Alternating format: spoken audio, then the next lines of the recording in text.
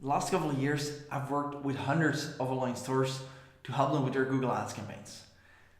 And some projects just didn't go well. Even though I was doing everything right from a Google Ads point of view, the campaigns were not profitable. So that was pretty frustrating the first time I came across that. But project ended and I moved on. Then a couple of months later, the same thing happened again. Even though I was smarter about Google Ads, I'd improved, I've done testing, etc.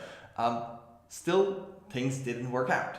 If it didn't have anything to do with the Google Ads campaigns, it had to be the businesses behind it, right? The business model, the products. So I started researching what separated the project that did go well from the ones that didn't. And I started talking to a lot of other Google Ads and PPC professionals to see what other things they were seeing. So in this video, you'll see 5 warning signs that will help you to determine whether your business is suffering from a couple of fundamental problems. Let's jump right in. So, warning sign number 1, a low average order value. And when I mean low or average order value, I mean values below $75. To show you an example, here are the numbers from my own store. And you can see that the average order value throughout 2018 was 28.10 euros, which is about $32, and which is pretty low. And the reason why a low average order value makes it hard for your business to do Google Ads profitably or to spend any money on advertising is because of math. So my gross margin for my store is 40%, which is pretty good margin. So I make about $30 on every order. But an average cost per click I've seen while running my campaigns for a while is around 25 cents. I've seen that if I go above that, like it's totally impossible to make any profit. So at 25 cents per click, I can afford to get 44 clicks to my website and make a sale from that and still break even. So that means I have to hit a conversion rate of around 2.3. And throughout last year, I know that I wasn't able to hit that. So if you take a look here, I haven't been able to hit that at all.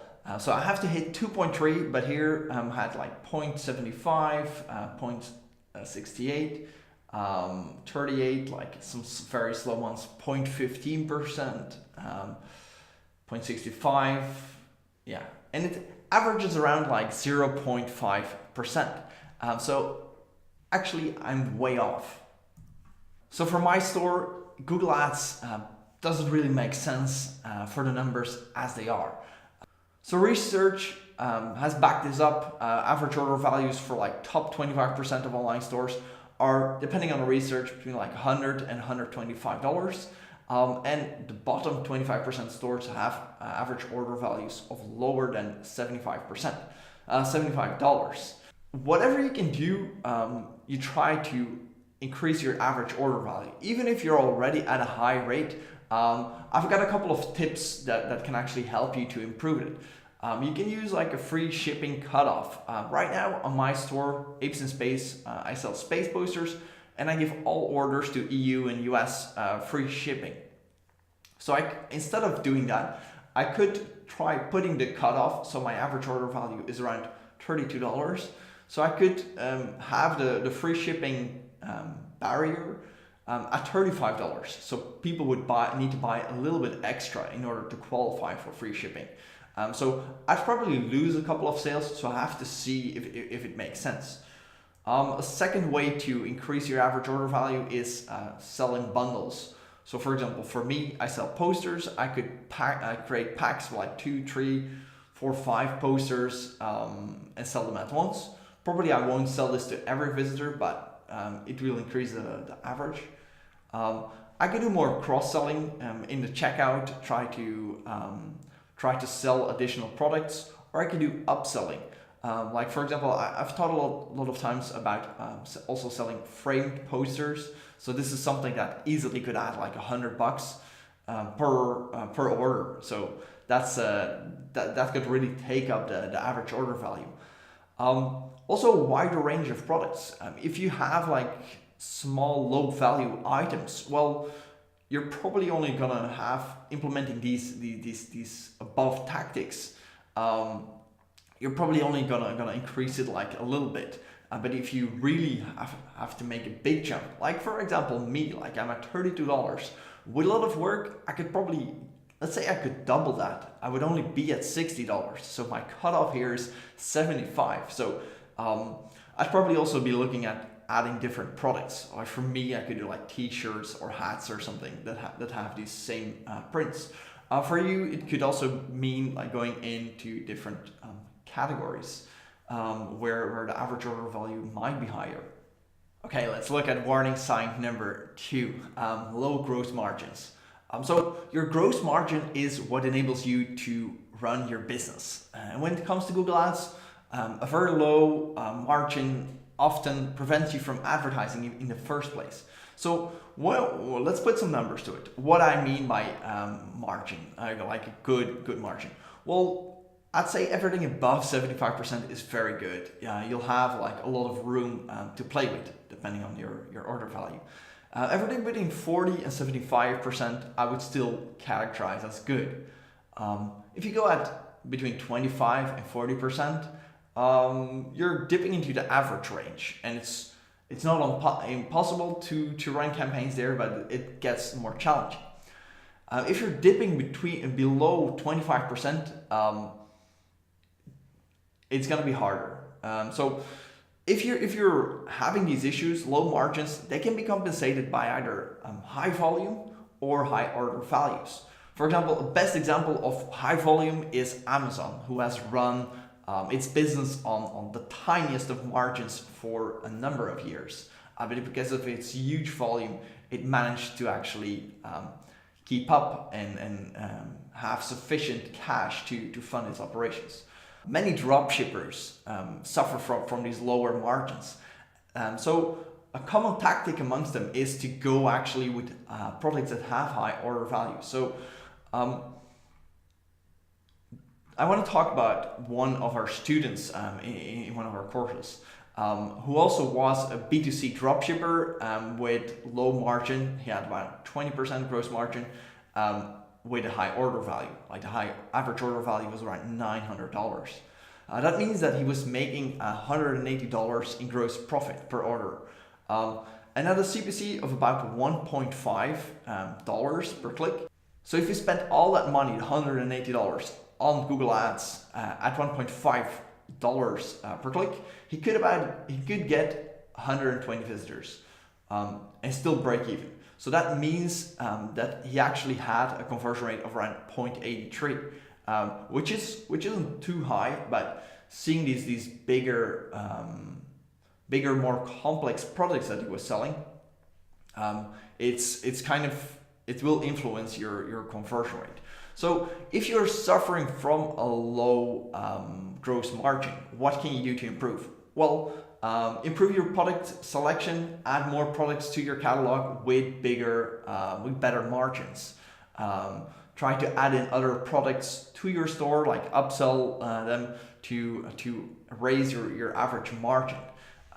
Something that supermarkets do with all the candy in the checkout aisle. You can also try to save on product costs.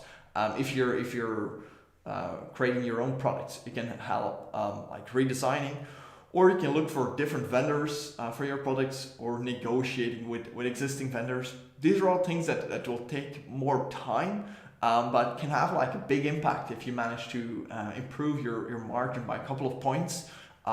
It often can be or profit that goes into your pocket, or it can be the difference in being able to expand your business with something like Google Ads. The third warning sign is a low amount of monthly searches. So to check that for your keywords, here I'm in a tool called SEMrush, where you can research the keyword volumes.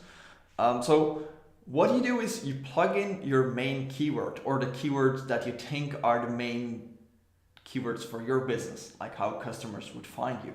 And then you look at the amount of searches. So here, I'm actually here looking for space boosters, which is what my store sells, in the US. So here you can see an overview and actually the volume, the organic search. There's about 2,000 visits or searches a month for this keyword. So if you look a bit, if you scroll a bit further down, you'll see here phrase match keywords. These are keywords that are related to or that have the tag space boosters actually in their in the search. So you can see here the volumes: space boosters 1900, Space Jam, probably not what we're looking for, NASA space booster, vintage space boosters. So you immediately see that you have 2000 here, 500 there, 200, 200. So you get a feel that there are a lot of searches every month happening. This is just for the US, so if you're selling in more countries, you're gonna have more keywords. And it's not my core keyword, so I have a couple of others. So I would advise that you need at least like 100, which is already on the low end, but like 100 keywords. If you can't find your top keywords that have over 100 monthly searches in your region, I would seriously reconsider using Google Ads, because it will just be impossible for you to drive enough traffic to make it worth your while and investing time in it.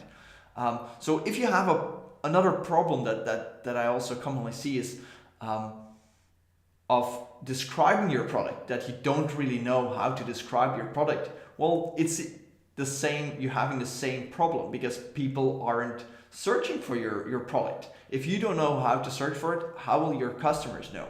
And to show you that this isn't actually like a diss for your product or something, it's some products aren't searched for. People have to come across them in different ways. Like here, for example, you can see the Yoga Joes, which are toy soldiers in yoga poses.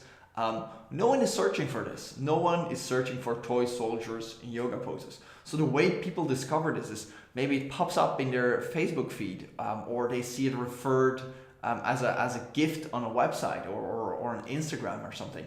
So if this is your product, if your product is hard to describe or there's not a lot of search intent or search intent from your customers, I would seriously advise you to look for different avenues to promote your products. Okay, warning sign number 4, a low conversion rate. And when I say low conversion rate, I mean a conversion rate below 1%. So if you look at average conversion rates and the difference between the top 25% of online stores and average ones, we see that the top 25%, when it comes to Google Ads specifically, they manage to convert their traffic at about 3%. And average stores manage to do it at around 1.4%. It depends on the industry, it depends on the product that you sell, it depends on a lot of things. So let's say one of your competitors is this top 25% store, and they have more than twice the conversion rate that you are having. There's a couple of dynamics that will be going on, and you might not be able to, you will just be frustrated with your own campaigns that are unprofitable and that you're paying a lot and you're mainly unprofitable and that you can't afford to raise your CPC because you're already unprofitable. But if your competitor has twice the conversion rate that you have, it allows them to outspend you on ads, because if they have twice the conversion rate, well, they make 2 times as many sales for the same amount of clicks. So they have more margin to work with.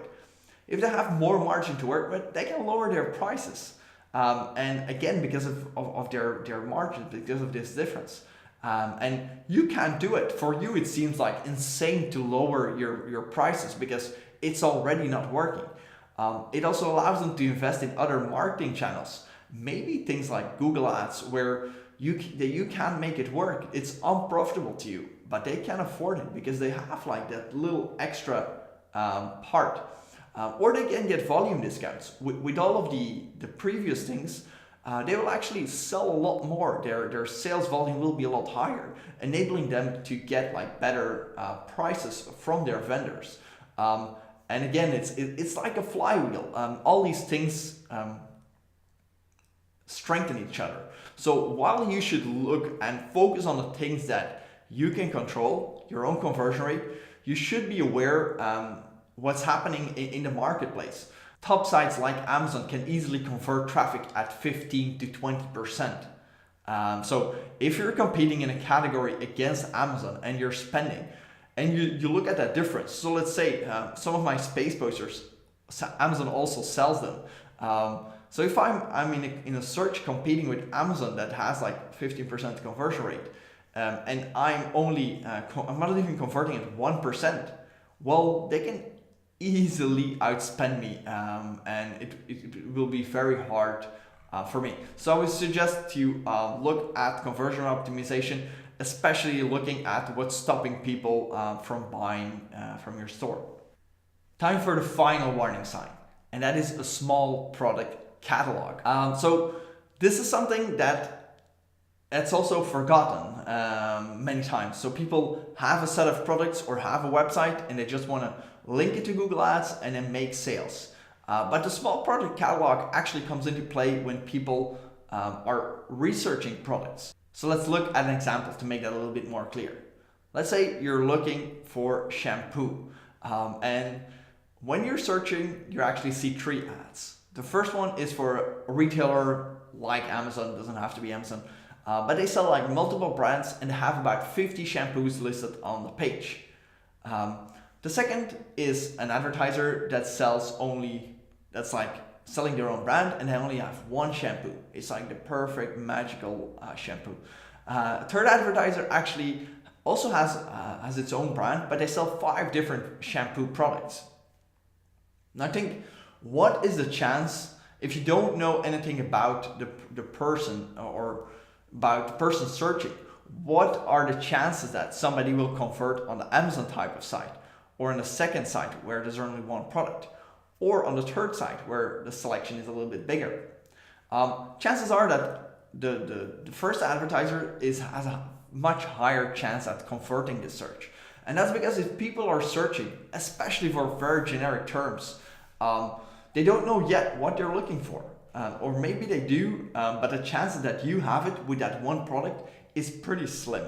So you'll have a hard time actually competing against Amazon or Amazon type of businesses for these huge, for these very broad searches. And this is something that I see with products with clients that manufacture their own products and that have only a limited selection, where even though we're actually hitting the searches that describe the product perfectly, it's in the categories where we don't have like multiple variations, it's hard to make a sale, because maybe people are looking at a cheaper product, or maybe they're looking for something with higher specs, or maybe they're looking for something that's waterproof, or maybe they're looking for something with a different color.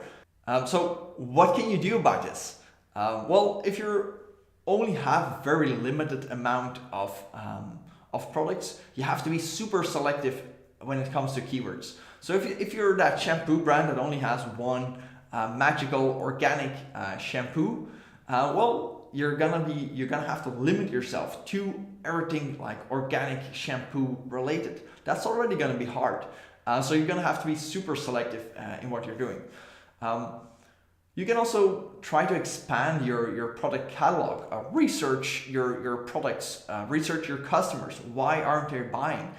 Or what other options would they like to have? Try to develop your products to appeal to different customer types. So this is a lot more work. The above are also hard work, but this really has a big impact, because you might need to change like the way you're running your business, or the way you're sourcing products or buying them. But it's something that can really make the difference, because this part, like the broadest generic searches, this is actually the biggest potential for most advertisers. So you can take care of all of the branded searches, some more specific searches, but then these very broad, like people typing in shampoo, those really have the big potential, and they're unprofitable for a lot of advertisers, because, well, they generate a lot of clicks but so few sales, because they don't have the product catalog to to back that search up or to offer the person that's searching what they're actually looking for. So now that you know about the 5 warning signs, you probably want to see how your business is impacted by them. To do that, I've developed the Google Ads test. So just click the link below the video to take the test, see what's lacking in your business, and also see what you can do to improve. So that was it for the video. I hope you liked it. If you did, give me a thumbs up and let me know in the comments which of the 5 warning signs you're going to work on in your business. Thanks.